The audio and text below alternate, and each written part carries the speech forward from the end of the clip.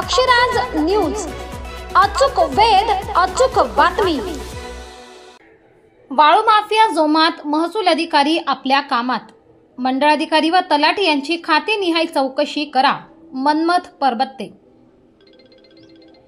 देगलूर तालुक्यातील मौजे, शेवाळा, शेकापूर, सांगवी उमर येथील नदी पात्रातून दिवसाढवळ्या रेतीची खुलेआमपणे अवैधरित्या उपसा व तस्करी चालू असून प्रशासन मात्र याकडे अर्थपूर्ण दुर्लक्ष करीत असल्याचं चित्र आज समोर आले आहे। याबाबत महसूल विभागाला वेळोवेळी मनसेचे देगलूर तालुका अध्यक्ष मनमथ परबत्ते यांनी निवेदन देऊनही महसूल विभागाचे अधिकारी जाणून बुजून दुर्लक्ष करीत असल्याचे दिसून येत आहे। जे गोरगरीब घरकुलाचे लाभार्थी आहेत अशा लाभार्थ्यांना रेती न मिळता धनदांडग्या लोकांना लाभ मिळत असल्याचं मत निवेदनकर्त्यांनी व्यक्त केले।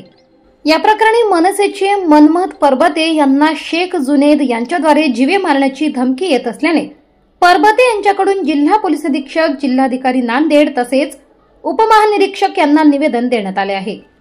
अक्षराज मीडियासाठी अशोक लोणीकर, देगलूर, नांदेड। सूर्यकांत परबत्ते, मी महाराष्ट्र नवनिर्माण सेनेचा देगलूर तालुका अध्यक्ष आहे आणि मी काल परवा निवेदन दिलो 5 तारखेला जिल्हाधिकाऱ्याकडे। आणि त्या देगलूरमध्ये बेकायदेशीर वाळू तस्करी वाहतूक चालू आहे आणि त्यासाठी मी तहसीलदार साहेबांना भेटलो, त्यानंतर जिल्हाधिकाऱ्यांना भेटलो आणि हे पूर्ण निदर्शनास आणून दिल्यानंतर मी निवेदन सुद्धा दिलो लेखी दिल्यानंतर त्यामध्ये मंडळ अधिकारी, तलाठी, तहसीलचे काही कर्मचारी त्यामध्ये आहेत। त्यांना बोलल्यानंतर त्यांनी लगेच मला जे कोणी रेतीचा धंदा करतात त्यांच्या मार्फत मला धमकी द्यायला चालू केल्यानंतर माझ्याकडे त्याचे पुरावे सुद्धा आहेत, रेकॉर्डिंग्स, कॉल आणि मला जीव मारण्याची धमकी दिलेला आहे।